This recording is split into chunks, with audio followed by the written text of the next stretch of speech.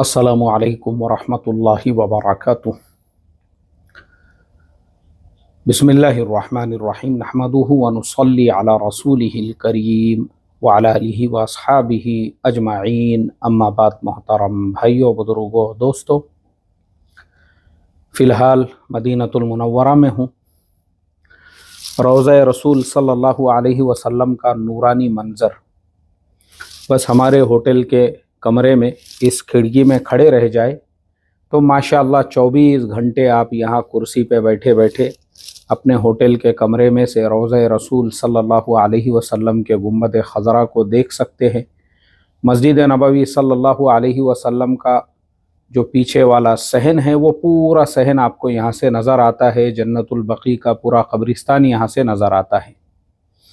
ये होटल बिल्कुल मस्जिद नबवी सल्लल्लाहु अलैहि वसल्लम के करीब में है। और अब आप समझ गए होंगे कि जितना आप मस्जिद नबवी सल्लल्लाहु अलैहि वसल्लम से करीब तरीन होटल लेते हैं वो उतनी ही आपको एक्सपेंसिव पड़ती हैं। और अल्हम्दुलिल्लाह मैं आपको बता दूं, ये मेरा इंडिविजुअल उम्रे का सफ़र है मेरे अपने अहलिया मोहतरमा के साथ में। कोई टूर नहीं है, कोई ट्रैवल्स नहीं है, और ये सस्ते वाला हमारा सफ़र नहीं है बल्कि ये कंफर्ट वाला सफ़र है। मैंने आपको इससे पहले भी बताया था कि दो टाइप के सफ़र आप कर सकते, सस्ते से सस्ता भी और कंफर्ट वाला भी। तो मैं चूँकि मेरी अहलिया को मुझे उम्रा कराना था, इससे पहले 2 मरतबा मेरे सफ़र हो चुके थे। तो मेरे जो 2 सफ़र हुए थे वो मैंने अपने एतबार से किया था। लेकिन अब मैंने सोचा कि भाई फैमिली को अगर मैं लेके जा रहा हूँ तो मुझे पूरे फराख दिली के साथ में उम्रा करना है। बेहतरीन से बेहतरीन, आला से आला किस्म की जो होटल होंगी 5 स्टार, वैसी होटल में रूम लेना है। चाहे फिर वो मस्जिद नबवी सल्लल्लाहु अलैहि वसल्लम के बिल्कुल करीब क्यों ना हो, और चाहे फिर वो हरम शरीफ में बैतुल्लाह के मक्कतुल मुकर्रमा में, लेकिन कंफर्ट होना चाहिए वहाँ पे। और मैंने ऐसा ही किया। मक्कतुल मुकर्रमा में भी जो मेरी होटल थी वो माशाल्लाह एक ब्रांड है इंटरनेशनल, और बिल्कुल हरम के करीब में ही। मैंने पहले से ही पूरा फाइंड आउट करके वो रूम बुक किया था, ताकि वहाँ से अगर मैं शटल बस के ज़रिए से भी पहुँचूँ तो 3 से 4 मिनट मुझे लगते थे हरम में पहुँचने के लिए। और ऐसे ही यहाँ मदीनतुल मुनव्वरा में अब तक हम जो होटल में थे वो इमार रॉयल होटल, वो बिल्कुल सामने के हिस्से में थी। वहाँ से भी बिल्कुल मस्जिद नबवी सल्लल्लाहु अलैहि वसल्लम का जो मशरिक़ी पूरा का पूरा सहन है वो नज़र आता था। कमरे में बैठे बैठे आप पूरा सहन देख सकते थे। और उसके बाद में चूँकि आखिर के 3 दिन हमारा इरादा था वापस मक्कतुल मुकर्रमा चलेंगे, लेकिन मदीनतुल मुनव्वरा की जो नूरानी फ़िज़ा है, फिर हमने सोचे कि नहीं, अब यहीं पे और 3 दिन बढ़ा लेते हैं। तो वो होटल में हमारे जो अय्याम थे या हमारे जो दिन थे वो पूरे हो चुके थे। फिर हमने ये होटल बुक किए। तो ये भी हमको बिल्कुल रोज़ा रसूल सल्लल्लाहु अलैहि वसल्लम के करीब में मिल गई। तो बताने का मकसद मेरा आप लोगों को ये है कि देखो, आप लोगों ने मेरे बहुत सारे वीडियोस देखे होंगे जिसमें बहुत लोग कमेंट करते हैं, जिसमें मैंने ये कहा था मैं आटे की बोरी उठा के लेकर जा रहा हूँ। तो लोगों ने नीचे कमेंट किए कि भाई आप एक नौकर भी रख सकते हैं, आप जो है किसी को पैसे भी दे सकते हैं। मैं अपने सादगी की बातें सुनाता हूँ, मेरे पास में कार नहीं है, मेरे पास में जो है कोई मोटरसाइकिल नहीं, मैं रिक्शे में सफ़र करता हूँ। तो लोग नीचे कमेंट करते हैं कि मुफ्ती साहब ये पैसे बचा के आप क्या करने वाले हैं।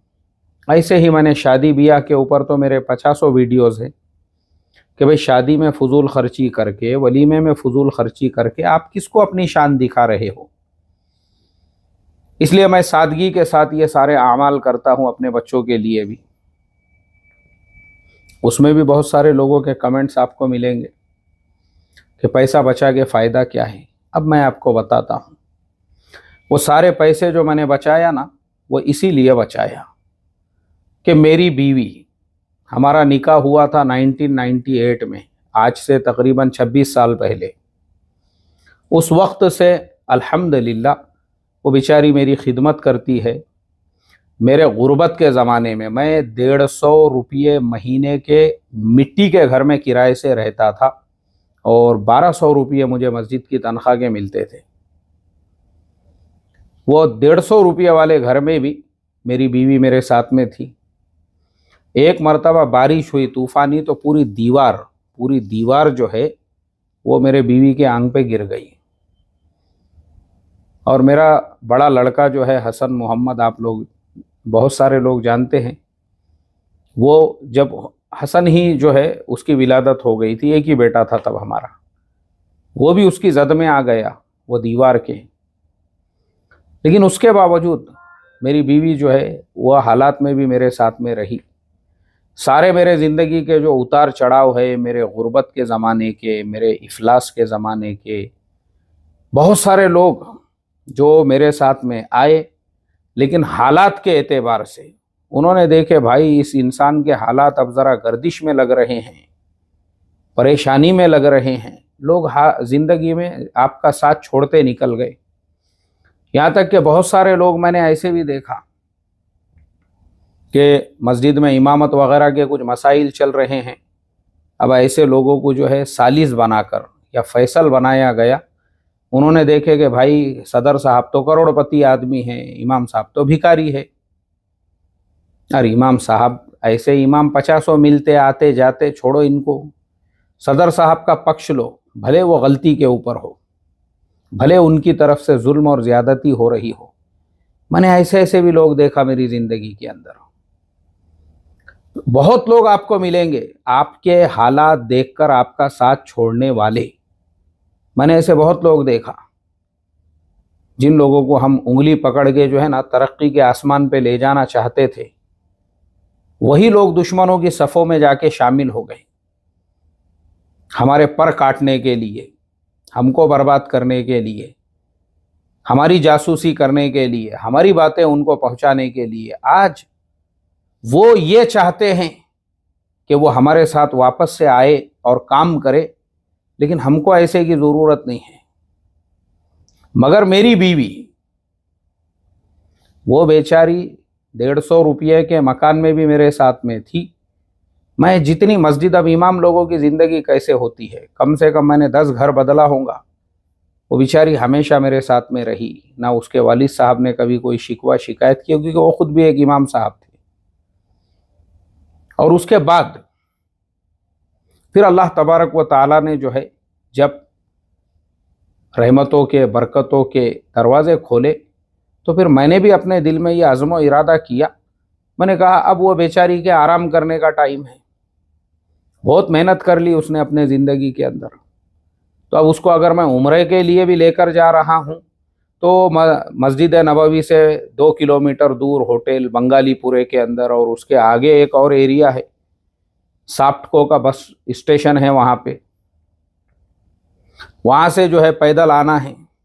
तो बांग्लादेशियों में काय को रूम लेने का, वहाँ पे जहाँ पे बांग्लादेशियों का एरिया है वो मस्जिद नबवी के सामने 2 किलोमीटर दूर है वो, तो वहाँ ज़रूरत ही नहीं है वहाँ से जो है यहाँ तक पैदल आने की, और ना ही वहाँ पे हरम शरीफ के अंदर भी क्या ज़रूरत है। मैंने कहा अब मैंने कहा कि रूम अपने को ऐसा लेना है या अपने को पैसा दिल खोल के खर्च करना है यहाँ पे। मतलब अगर वो बेचारी ने अपनी ज़िंदगी के अंदर इतनी मेहनत की, मशक्क़त की, मुजाहिदा की, तो उसको यहाँ पे उसका कंफर्ट फील होना चाहिए। 5 स्टार होटल कैसी होती है, एकदम बेहतरीन से बेहतरीन आलीशान रेस्टोरेंट्स कैसे होते हैं।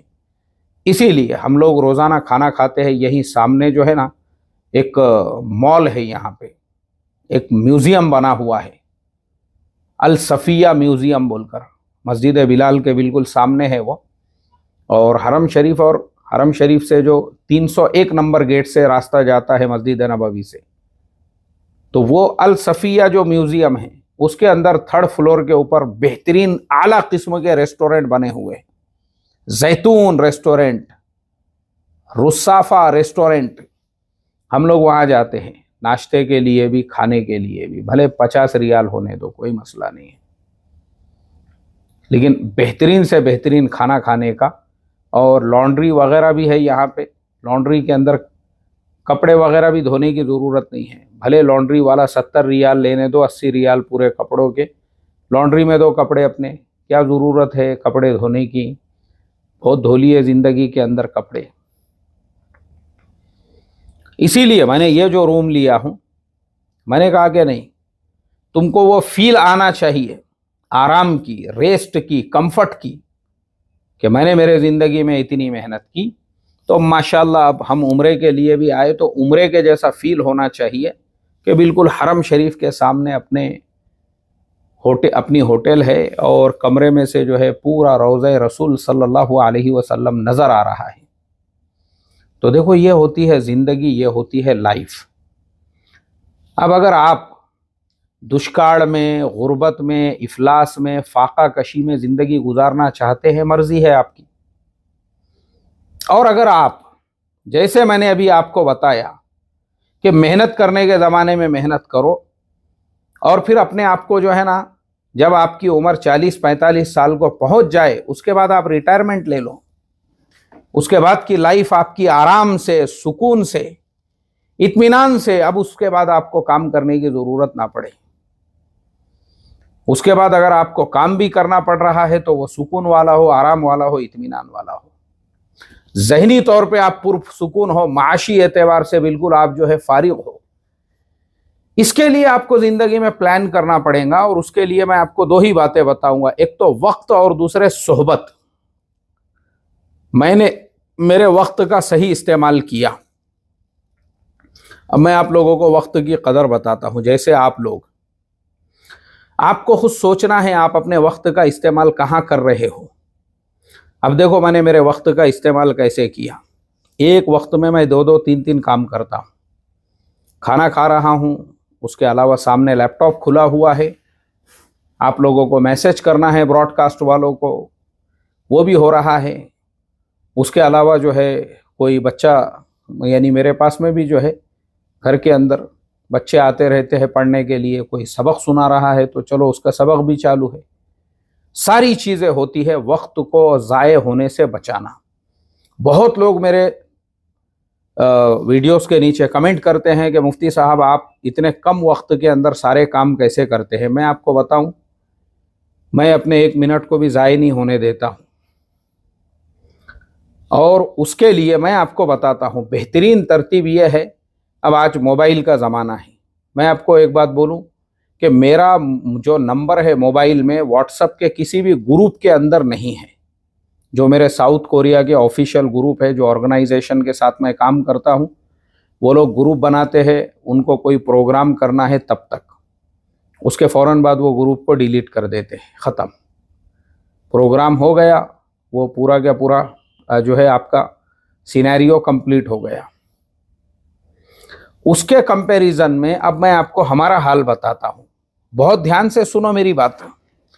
हम लोग व्हाट्सएप के ऊपर ग्रुप क्यों बनाते हैं? छिछोरेपन के लिए, छपरीपन के लिए, उसके अंदर झूठ फैलाने के लिए। ऐसी ऐसी खबरें मैंने देखा हूं। मैं खुद ऐसे पहले बहुत सारे ग्रुप में था, जिसके अंदर हॉलीवुड की जो फिल्में हैं उसको कट किया हुआ है, और वो उन ग्रुपों में चलाई जा रही है कि देखो मुसलमानों पे कैसा जुल्म हो रहा है, मुसलमानों की बस्तियां फुलाने मुल्क के अंदर कैसे जलाई जा रही है। अब बड़े ध्यान से सुनो मेरी बात। मुसलमानों पे जुल्म हो रहा है, फुलाने मुल्क के हालात ऐसे हैं, इस पे हमारे मुल्क के वो मुफक्किरीन चर्चा कर रहे हैं जो खुद झोपड़पट्टी में रहते हैं। उनको अपने झोपड़पट्टी के बाजू की झोपड़पट्टी मालूम नहीं है। हमारे वो मुफक्किर साहब अगर वो अपने खुद के झोपड़पट्टी के डेवलपमेंट पे ध्यान देंगे ना, तो ना उनके अम्मा को लोगों के घर पे बर्तन धोने को जाने की ज़रूरत पड़ेगी, ना अब्बा को रिक्शा लेके जाने की ज़रूरत पड़ेगी, ना अब्बा को भंगार जमा करने की ज़रूरत पड़ेगी। मगर मुफक्किर साहब को अपनी माशी हालत सुधारने से ज़्यादा फिक्र यह है कि फुलाने मुल्क के अंदर और फुलाने इसके अंदर, और वो सब झूठ, यानी उसका हकीकत से कोई लेना देना नहीं है। फिल्मों में के क्लिप निकाल निकाल के फालतू लोग उसके अंदर भरे हुए। तो मैंने ऐसे सारे ग्रुप इसलिए छोड़ दिया। मैंने कहा कि अगर वो छिछोरों की सोहबत में मैं रहूंगा तो अपने अंदर भी छिछोरापन आएगा। ये यूजलेस लोग हैं, ये बेकार रिकामे, काम धंधा नहीं है इनके पास में, इनका काम धंधा यही है कि गलत खबरें जो है ग्रुपों के अंदर फैलाओ, और उसके अंदर इस तरीके से तो तुम जिनकी सोहबत में होना, तुम छिचोरों के, नाकारा, फेल लोगों के सोहबत में रहोगे तो तुम भी फेल बनोगे। ऐसे बहुत से फेल है जो आज जेल की सलाखों के पीछे है, जिनको ग्रुप चलाने का बहुत शौक था, और वो ग्रुप इसीलिए चलाते थे ताकि उसके अंदर जो है लोगों के ऊपर तोहमतें लगाई जाए, बहुताने लगाए जाए, उसके अंदर लोगों को बदनाम किया जाए, और उसके अंदर जो है किसी एक आदमी को निशाना बनाकर उसकी शख्सियत के ऊपर शख्सी हमले और अटैक किए जाए। एरोड़ा जेल में, आज एरोड़ा जेल में पता चला ऐसे लोगों ने ही करोड़ों के कांड करके रख दिए। अब तुम ऐसों के ग्रुप में अगर रहोगे ना तो ऐसों की सोहबत का असर तुम्हारे ऊपर पड़ेगा। तुम चोर बनोगे, तुम डाकू बनोगे, तुम भामटे बनोगे, तुम पाकिटमार बनोगे, तुम जो है इसी तरीके के मक्कार बनोगे। इसके अलावा तुम्हारी कोई लाइफ नहीं है। याद रखना मेरी ये बात। जैसों की सोहबत में, और मैंने ऐसों की सोहबत बहुत पहले छोड़ दिया। मैं बोला ये साले जो है छिचोरे, टपोरी, लुखे, मवाली, दो रुपल्डी के लोग, भिकारी, कटोरे, इनकी सोहबत में अगर रहेंगे ना अपन भी भिखारी बनेंगे। सोहबत छोड़ो इनकी। छिचोरे है ये, एक नंबर के छिचोरे, मसखरे है ये। इनकी जिंदगी में सीरियसनेस नहीं है, इनको अपनी जिंदगी की पड़ी हुई नहीं है। आपको छोड़ना पड़ेगी ऐसों की सोहबत। देखो मेरे जैसा अगर आप चाहते हैं ना, मैं हमेशा बोलता हूं और बोलता रहूंगा कि अल्हम्दुलिल्लाह इंडियन गवर्नमेंट को 30 लाख के करीब में हम टैक्स दे रहे हैं इस साल इनकम का, और 10 लाख रुपये से ज्यादा हमारी ज़कात है। वो तो मैंने रमजान में ही निकाल दिया। मैं बोलूंगा ये बात बार बार। क्यों बोलूंगा? क्योंकि मैंने ऐसे टपोरी, छिचोरे, लुखे, मवाली, जितने भी ऐसे ग्रुपों के अंदर थे, उनको अपने प्रोग्रेस से कुछ लेना देना नहीं है। बस उनको इस चीज की पड़ी हुई है, ग्रुपों में बहस करो, मुबाहिसा करो, मसाइल के ऊपर बात करो। उसके अंदर ऐसी चीजें आएंगी जिससे आपका दिमाग जो है जहनी तौर पे, मतलब आपने कोई ऐसी खबर पढ़ ली है और उस खबर का हकीकत से दूर दूर तक कोई ताल्लुक नहीं है। जिंदगी को सीरियस लेना पड़ेगा। फिर मैंने सीरियस लिया अपनी जिंदगी को, तब जाके आज मैं यहाँ एक 5 स्टार होटल के अंदर रोज़े रसूल सल्लल्लाहु अलैहि वसल्लम के बिल्कुल पड़ोस में बैठा हुआ हूं। तो आपको ऐसा बनाना पड़ेगा अपने आप को। एक तो वक्त का सही इस्तेमाल। आप देखो आप अपने वक्त को कहां पे जाय और बर्बाद कर रहे हो। छिचोरे, लुखे, मवाली, टपोरी लोगों की सोहबत में। उनकी जाहिरी वजाकता को मत देखो। एक बात याद रखो, बहुत सारे सफेद पोश हमारे मुल्क में ऐसे हैं, सिर्फ उनके कपड़े सफेद है, उसके अलावा पूरा नीचे से ऊपर तक वो आपको काले मिलेंगे। अंदर दिल भी जो है ना काले मिलेंगे, सिर्फ कपड़े सफेद। कपड़े सफेद, कपड़ों के अलावा उनके अंदर आपको कुछ सफेद नजर नहीं आएगा। ये मैं आपको लिख कर देता हूं। आप बोलेंगे मैं इनके साथ में हूं, उनके साथ, कोई फायदा नहीं है। मेरे पास में एक साहब आए मेरे ऑफिस में, मुफ्ती साहब है वो, अब भोले भाले है वो, सीधे साधे, उनको ज्यादा ये नहीं है, शुऊर नहीं है दुनिया का। उसकी वजह ये मैं इसलिए बोल रहा हूं, वो बेचारे आए मेरे पास, बोले वो मैंने ग्रुप बनाया और पूरे इंडिया भर के मुफ्तियों को, उलामा को उसमें जमा किया, मैं चाह रहा आपका नंबर भी उसके अंदर मैं रखूं, क्या फ़ायदा है? मैं बोला मुफ्ती साहब मेरा नंबर भी उसमें रख के, मेरा नंबर रख के फ़ायदा क्या है, और तुम्हारा ग्रुप बना के फ़ायदा क्या है मुझे बताओ। तुम्हारे पास खुद का घर है? बोले नहीं। खुद की गाड़ी है? बोले नहीं। खुद की जॉब है? नहीं। कुछ नहीं है खुद का, तो तुम ग्रुप बना के क्या करोगे? और ग्रुप तो उन्होंने खैर बना लिए थे। मेरे को कई मरतबा उन्होंने मैसेज किए, 2000 रुपये की ज़रूरत है आपके पास कर्ज हसाना? 5000 रुपये की ज़रूरत है आपके पास कर्ज हसाना? मतलब खुद के ज़िंदगी की कुछ पड़ी हुई नहीं है, खुद के लाइफ की कुछ पड़ी हुई नहीं है, मगर ग्रुप बनाने का है। अब मैंने उनसे कहा, मैंने कहा ये जो तुमने पूरे दुनिया भर से, इंडिया भर से लोगों को जमा किए, उनमें से मांगो ना किसी को 2000 रुपये, 5000 रुपये कर्जा। अरे किस लिए बना रहे हो तुम अपने वक्त को जाय और बर्बाद किस लिए कर रहे हो? इसलिए काम करो। अब हम भी व्हाट्सएप का इस्तेमाल करते, काय के लिए? पैसे कमाने के लिए। जो हमारे ब्रॉडकास्ट के मेंबर है, जो हमारी शेयर मार्केट की लाइन चलती है, पैसे कमाते हैं हम उसके जरिए से। इसके लिए हम जो है उसका इस्तेमाल करते हैं, फालतू चीज़ों के लिए नहीं। हाँ, मेरा एक ज़माने में इस्लाह मुआशरा का सबक चलता था, अब यूट्यूब में लोग आसानी से देख लेते हैं, तो फिर हमने वो उसको यूट्यूब के ऊपर डाइवर्ट कर दिए कि भाई अब जो सबक सुनने वाले लोग हैं वो यूट्यूब के ऊपर सुन सकते हैं। अब आप देखिए, आप अपने वक्त को इस तरह से ज़ाये बर्बाद कर रहे हो। उतनी ही देर में आप अंग्रेजी सीख सकते हो, उतनी ही देर में आप अरबी ज़ुबान तकल्लुम सीख सकते हो, उतनी ही देर के अंदर आप कोई इल्म सीख सकते हो, हुनर सीख सकते हो, फ़न सीख सकते हो। अभी मैंने थोड़े दिनों पहले बताया था कि मैंने जो है एनएससी का एक सर्टिफाइड कोर्स किया, सिर्फ अपने वक्त को इस्तेमाल करके। तो माशाल्लाह बाद में मुझे पता चला कि हमारे साथ में ब्रॉडकास्ट के बहुत सारे मेंबर्स हैं। अब देखो, उन्होंने फिक्र की है उस चीज़ की, उन्होंने भी जो है बहुत सारे कोर्सेस किए। हमारा महाराष्ट्र का ही एक शागिर्द है, वो जब मेरे साथ में जुड़ा था बोले मुफ्ती साहब मैं सिर्फ 10वीं पास था, लेकिन मैंने आपके जब मोटिवेशनल जो वीडियोस है वो देखा हूं, आज वो ग्रेजुएशन कंप्लीट हो चुका है। मेरे ख्याल से पिछले महीने ही उसने मुझे अपने सारे जो है रिजल्ट वगैरह भेजा कि अल्हम्दुलिल्लाह मैं पास हो गया हूं। बीकॉम कंप्लीट कर लिया उसने, जबकि वो उस टाइम पे खाली नौकरी किया करता था किसी के पास में, और शेयर मार्केट की लाइन से भी सीखता रहा माशाल्लाह। आज वो खुद अपने पैरों पे खड़ा हुआ है। तो आपको अपनी लाइफ को जब तक आप सीरियस नहीं लोगे ना, कुछ नहीं कर सकते। आप सीरियस लेना पड़ेगा आपको, छिचोरों की, टपोरियों की, लुक्खों की, मवालियों की और इस तरह के व्हाट्सएप जो सारे ग्रुप्स है उनको छोड़ना पड़ेगा आपको। उसमें मैंने क्या कहा, क्रिमिनल्स बैठे हुए हैं जो दुनिया को बताते हैं कि मैं बहुत बड़ा साफ सुथरा दूध में धुला हुआ हूं। बाद में पता चल रहा है कि करोड़ों के फ्रॉड इसने खुद ने किया, जो दूसरों के ऊपर जो है उंगलियां उठाता था या दूसरों के दामन पे कीचड़ उछालता था। ऐसों की सोहबत में है तुम, तो तुम्हारा हाल भी वही होने वाला है। आज इन्होंने करोड़ों के किए, कल को तुम हजारों से शुरू करेंगे टोपी पिनाने का धंधा, लाखों से शुरू करोगे, फिर वही होगा जैसे ऐसे ग्रुप चलाने वालों का हाल हुआ। तो तुम सोहबत में हो उनके।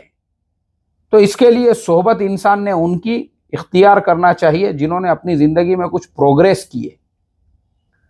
एक तो ये चीज हो गई। दूसरी चीज, यूट्यूब वगैरह पे भी आप जो वीडियोस वगैरह देखते हैं ना, ऐसे लोगों के बयाना सुनना जो तुमको भड़काने का, वर्गलाने का, उकसाने का काम करते हैं। अभी मैं एक जनाब का बयान सुन रहा था, मुझे इतना अफसोस हुआ। बुढ़ा बुजुर्ग आदमी है बेचारा, मगर अक्ल दो रुपल्ली की भी नहीं है उसको। वो एक गरीबों के शहर में, जहाँ की अक्सरियत मुसलमान भंगार का धंधा करती है, अक्सरियत मुसलमान रिक्शे चलाते हैं, अक्सरियत मुसलमानों के पास पान की टपरियाँ, होटलें वगैरह सब छोटे मोटे कारोबार है। मुश्किल से वो पूरे शहर के अंदर 5% मुसलमान कुछ अच्छे खासे होंगे कारोबार वगैरह की लाइन से, 95% मुसलमान वैसे ही है। वो नौजवानों के बीच में जाके भड़काऊ बयान और वर्गलाने वाली बातें, वो भी कहाँ की, दूसरे मुल्कों की, दूसरे मुल्कों के मुसलमानों के जो है मजलूमियत के हालात सुना सुना के। अरे तुम वही नौजवानों को, बुढ़े मियाँ आपकी उम्र हो गई, कब्र में लटक गए अब आप, तो आपके जैसे जो बुढ़े हैं ऐसे लोगों ने, आप लोगों को मालूम है कि पब्लिक को जो है ना मुसलमानों की इमोशनल बातें बता के, इसीलिए नौजवानों को जो है लगता है जोशीली जज्बाती बातें बताएंगे तो उनको लगता है कि ये बुढ़ा कौम का बहुत बड़ा मुफक्किर है बोल के। तो ये ऐसे जो बुढ़े हैं ना, ये मुफक्किर नहीं है, ये कौम के, ये पेट भरू है। इनको पता है आपको इमोशनल कैसे ब्लैकमेल करने का है, भड़काऊ बयान। अब वही मजलिस के अंदर अगर ये बुढ़ा, ये डंगरा, ये कठालिया बैल अगर नौजवानों को ये मैसेज और पैगाम देता कि देखो नौजवानों, आज हमारे भारत देश के अंदर आप अगर अपना प्रोग्रेस करना चाहते हैं तो जिसने 10वीं से कम पढ़ा हुआ है वो 17 नंबर फॉर्म भर के 10वीं का इम्तिहान दो, और जिसने 10वीं पास कर लिया है वो उर्दू से मौलाना अबुल कलाम आज़ाद ओपन यूनिवर्सिटी हैदराबाद, या मराठी से यशवंतराव चौहान मुक्त विद्यापीठ से, या और भी बड़ी बहुत सारी यूनिवर्सिटीज हैं, वहां से अपना ग्रेजुएशन कंप्लीट करो, अपनी लाइफ में प्रोग्रेस करो। देखो तुमको भारत में वो अपॉर्चुनिटीज मिली हुई है जो दुनिया के बहुत सारे मुल्कों के अंदर उसका तसव्वुर भी नहीं है। यानी इतना सस्ता एजुकेशन हमारे अपने मुल्क के अंदर है। तो देखो, तुम बिजनेस के लाइन से डेवलप हो जाओ, तुम कारोबार के लाइन से डेवलप हो जाओ, और तुम जो है अपने तरक्की का सोचो। और तुम अगर आज झोपड़पट्टी में रहते होंगे तो तुम अच्छे सोसाइटी के अंदर फ्लैट लेने का सोचो कि मैं अपनी फैमिली को, देखो अब मैं फिर मेरे पॉइंट पे आता हूं। आज मैंने मेरे बीवी को, मेरी गुर्बत के ज़माने में मेरी बीवी ने मेरे लिए तकलीफ़ें बर्दाश्त की, लेकिन मैंने जो मेहनत करके पैसे कमाया और आज मैं उस लेवल पे आया कि भाई मैं मेरे बीवी को, मेरी फैमिली को एक सुकून वाली जिंदगी कैसे दूं। आज मैं उसको उम्रे पे लेकर आया एक 5 स्टार होटल, और पिछली जो होटल थी वहां हमारा ब्रेकफास्ट भी इंक्लूड था। उसके अंदर 200 से ज्यादा रोजाना खाने रहते थे वो ब्रेकफास्ट के अंदर। लेकिन मैं बोला खाओ, देखो ये लाइफ को एंजॉय करो। तुमने गुर्बत, फक्र, फाका बहुत देख ली अपनी जिंदगी के अंदर, परेशानियां, तकलीफें, अब आगे नहीं। अब ये लाइफ को एंजॉय करो। ये 200 किस्म के खाने हैं, देखो इनकी ये फलाने मुल्क के है, ये अरब मुल्कों के है, ये ऐसे है, ये सब मैंने बताया। खाओ, मैं बोला इसको एंजॉय करो अपनी लाइफ को। यहाँ पर फल फ्रूट वो दुनिया के मुल्कों के जो कभी इंडिया में देखे नहीं थे, ऐसे ऐसे दुनिया भर के फल फ्रूट वहां पे रखे हुए हैं, वो लेना है। ड्राई फ्रूट्स रखे हुए हैं दुनिया भर के, आपको नाश्ते में, ब्रेकफास्ट के अंदर क्या खाना है खाओ। क्यों मैंने ऐसा किया? क्योंकि मैंने उस टाइम पे अपनी लाइफ मैंने सोचा नहीं, 40 साल तक बस मुझे जो है स्ट्रगल करना है, जद्दोजहद करना है, मेहनत और मशक्क़त, उसके बाद नहीं। मैं मेरे बीवी को एक सुकून वाली ज़िंदगी दूं, मैं मेरे बच्चों को एक सुकून वाली ज़िंदगी दूं। अब आगे मेरी बहुएं आएंगी, मैं ये कभी भी नहीं चाहूँगा कि मेरी बहुएं रेल में धक्के खाते हुए सफ़र करे। मैं मेरी तरफ से उनको जो है एक 40-50 लाख की एक 7 सीटर अगर कार होती है वो गिफ्ट कर दूंगा कि भाई तुम लोगों को कहीं पे भी जाना है पूरी फैमिली के साथ में, पूरी फैमिली एक जगह, तो वो उस कार के अंदर सफ़र करें। मैं क्यों, मेरी फैमिली का आगे का, तो हमारा काम ये है कि हम अपनी कौम को भी, और मैं आपको भी यही मैसेज देता हूं। इसीलिए मैंने गरीबी हटाओ का जो नारा लगाया हूं, उसका फायदा यह है। बंबई के एक साथी ने मैसेज किया, मुफ्ती साहब मैं झोपड़पट्टी में रहता था, तुम्हारे सब्बल स्टिक पैटर्न से आज मैंने एक नई सोसाइटी में फ्लैट बुक किया हूं। तैयब खान साहब हमारे बेंगलुरु के बोले, मुफ्ती साहब 27 लाख रुपये मैंने सब्बल स्टिक पैटर्न से कमाया हूं और नया घर लिया हूं। मुझे खुशी होती है, मेरा मकसद ही ये है।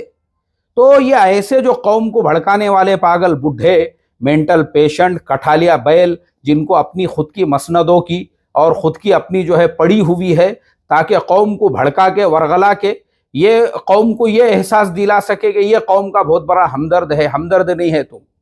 ऐसे पागल बुड्ढे जो है ना, ये एक्चुअल में बाहर मुल्कों की बातें कर करके आपको भड़काएंगे, वरगलाएंगे। इन्होंने आपको ये क्यों नहीं बोले कि भाई देखो आज तुम्हारी जिंदगी गुर्बत में है, रिक्शे में है, तुम चाहते तुम्हारे बच्चे भी रिक्शा चलाएं, तुम चाहते तुम्हारे बच्चे भी भंगार के गाड़ी लेकर घूमें, तुम चाहते हैं तुम्हारे बच्चे भी पान टपरिया चलाए, विमल गुटखा ब्लैक के अंदर बेचे। चाहते क्या?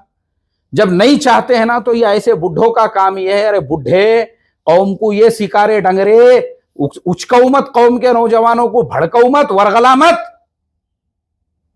ये ऐसे कौम को, आज मुसलमान जो बर्बाद हुए हैं भारत के अंदर आजादी के 80-80 साल के बाद में भी ना, सिर्फ कौम के नौजवानों को भड़काने वाले, वरगलाने वाले, उकसाने वाले, और बाहर मुल्कों के मसले मसाइल पे हमारे अपने मुल्क के अंदर जो है नौजवानों के जज्बात से खिलवाड़ करने वालों ने ही किए।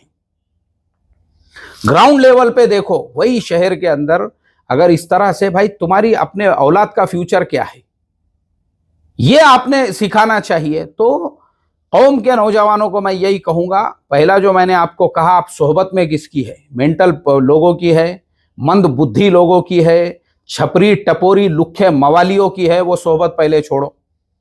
और दूसरे नंबर पे बयानात किसके सुनते हैं आप? आपको भड़काने वाले, वरगलाने वाले, उकसाने वालों के फौरन आप जो है ऐसे सारे बयानात छोड़ दो। आज से ही उनके बयानात सुनो जो आपको पैसा कमाने के फॉर्मूले और नुस्खे बताते हैं। आज से ही उनके बयानात सुनो जो तुमको एजुकेशन और लर्निंग की बातें बताते हैं। आज से ही उनके बयानात सुनो जो तुम्हारी अपनी जिंदगी के अंदर गरीबी हटाकर तुम अपनी फैमिली को एक अच्छी लाइफ अपनी फैमिली को कैसे दे सकते हो, ये बताने वालों के बयानात आज से ही सुनना शुरू करो। तो फिर देखो तुम्हारी जिंदगी में खुशहाली आएगी और तुम्हारी आने वाली नस्लें तुमको दुआ देंगी। वरना मैंने ऐसे लोगों की नमाज़े जनाजा पढ़ाया हूं जिसके अंदर सग्गे बेटे बाप के मय्यत के अंदर नहीं थे। क्यों? बुड्ढे ने करा क्या बोले हमारे वास्ते? बुड्ढे ने करा क्या हमारे वास्ते? हमारा बुढ़े का कोई ताल्लुक नहीं है। सगे औलादे जो बाप के मय्यत में और नमाज जनाजा में शरीक ना हो, मुझे बताओ ना क्या जिंदगी काम की है। तो तुम अगर तुम्हारी औलाद के लिए, तो मैं ऐसे भड़काने वाले बुड्ढों को यही बोलूंगा, कौम को प्रोग्रेस का सिखाओ, कौम को जो है, और नौजवानों को भी ये नसीहत करूंगा, याद रखो तुमको भड़काने वाले की जिंदगी देखो, वही डंगरा लैंड क्रूजर के अंदर सफर कर रहा होगा और तुम्हारे पेंदे के नीचे जो है रिक्शा भी नहीं है आज तक। उसको फर्क नहीं पड़ता तुमको भड़काने वर्गलाने से। उसके ढोपर के नीचे जो है लैंड क्रूजर है, वो बेहतरीन करोड़ों के बंगले के अंदर, हवेली के अंदर रहता है, उसके पास हर फैसिलिटी, सारी सहूलतें अवेलेबल है। उसको क्या है, बॉम्ब मार के बकवास करके जाने में क्या पैसे लग रहे, उसको भड़का के। फर्क तुम्हारे ऊपर पड़ता है। तुम गरीब, तुम झोपड़पट्टी में रहने वाले, तुम रिक्शे चलाने वाले, तुम भंगार जमा करने वाले, तुम ऐसों के भड़काई हुई बातों के अंदर आओगे ना, अपने ऊपर कुछ हो गया ना तो अपने घर में 8 दिन तक चूल्हा नहीं जलेगा, फिर कौन कमा के ला कर देगा। और किसी ने कमेंट किया था मेरे एक वीडियो के नीचे, बोले मुफ्ती साहब आपकी बातें जो है ना वो उसको समझने के लिए वो लेवल चाहिए। बोले आपकी बातें मेरी इसलिए समझ में आ गई, मैंने मेरे महल्ले में भी देखा हूं ऐसे ही। बोले नौजवानों को भड़का के, वर्गला के, उकसा के कुछ लोगों ने लेकर गए, उसके बाद में उनको वहीं से गिरफ्तार करके लेकर चले गए। वो नौजवान जिसकी वालिदा की पूरे महल्ले में आज तक कभी किसी ने उंगली नहीं देखा था, इतनी पर्दे वाली बाशरा खातून, लेकिन अब घर का कमाने वाला ही चला गया। उसके बाद में वही उसकी ही वालिदा आज 10 घरों के बर्तन धो रही है। उसकी बीवी जो इतनी बाशरा थी, और यानी अब क्या बताऊं, बोले मैं आपको, जिसके उंगली को पूरे महल्ले ने किसी ने नहीं देखा होगा, वो बेचारी जो है काम के लिए मिस्त्री के हाथ के नीचे टोकरे उठाने के लिए जा रही है, खेतों में काम के लिए जा रही है। क्यों? घर का कमाने वाला। तो हमारे ऊपर फर्क पड़ता है, इन डंगरों के, इन कठालिया बैलों के, इन पागल बुढ़ों के ऊपर कोई फर्क नहीं पड़ता। क्यों? बहुत कमा के रखे हुआ है इन्होंने हराम का, करोड़ों की प्रॉपर्टी है इनके पास में, हमको फर्क पड़ता है इससे। तो गलती से भी कभी ऐसे बुढ़ों के बयानात वगैरह जो है ना, ये तुमको सिर्फ भड़काने वाले हैं, याद रखो। तो इसके लिए हमेशा याद रखना, जो भड़काए, वर्गलाए, उकसाए, कभी भी ऐसे लोगों के तुम अपना टाइम बर्बाद कर रहे हो, जाये कर रहे हो, उसका कोई रिजल्ट नहीं है। तुमको कुछ मालूम नहीं है दुनिया की सियासत के बारे में, तुमको कुछ ही नहीं मालूम है, तुमको कुछ ही नहीं मालूम है। ये बात मैं मदीनातुल मुनव्वरा में मस्जिद नबवी सल्लल्लाहु अलैहि वसल्लम के पड़ोस में बैठ के बोल रहा हूँ। तुमको कुछ ही नहीं मालूम है। तुमको अगर हकीकतें पता चलेंगी ना, ये जो दुनिया भर के अंदर क्या पॉलिटिक्स है, और मुस्लिम मुल्कों के बीच में क्या पॉलिटिक्स है, और कहाँ पे किस तरह की सियासत चल रही है ना, जमीन पैरों के नीचे से निकल जाएंगी तुम्हारे। तो ये सब चक्करों में मत पड़ो, तुम अपने लेवल पे अपने प्रोग्रेस का सोचो। समझ में आ गया? तो मैंने क्या कहा, कहाँ से बात की शुरुआत किया था? जिंदगी में अपने को अपने खुद के बारे में, अपनी औलाद के बारे में, अपने बीवी के बारे में, अपने बच्चों के बारे में, अच्छा घर आप कैसे ले सकते, अपने बच्चों को अच्छी लाइफ कैसे दे सकते, ये आपको सोचना है। ठीक है, चलो। तो मैं दुआ करता हूं अपने लाइफ का प्रोग्रेस और लायानी, कौन कौन सी लायानी, पहले नंबर पे व्हाट्सएप के सारे ग्रुप छोड़ो, लुखे मवाली टपोरी छपरी जिसके अंदर भरे हुए हैं, और फालतू लोगों के बयान सुनना छोड़ दो, तो जिंदगी बदल जाएंगी इंशाअल्लाह। अस्सलामु अलैकुम व रहमतुल्लाहि व बरकातुहू।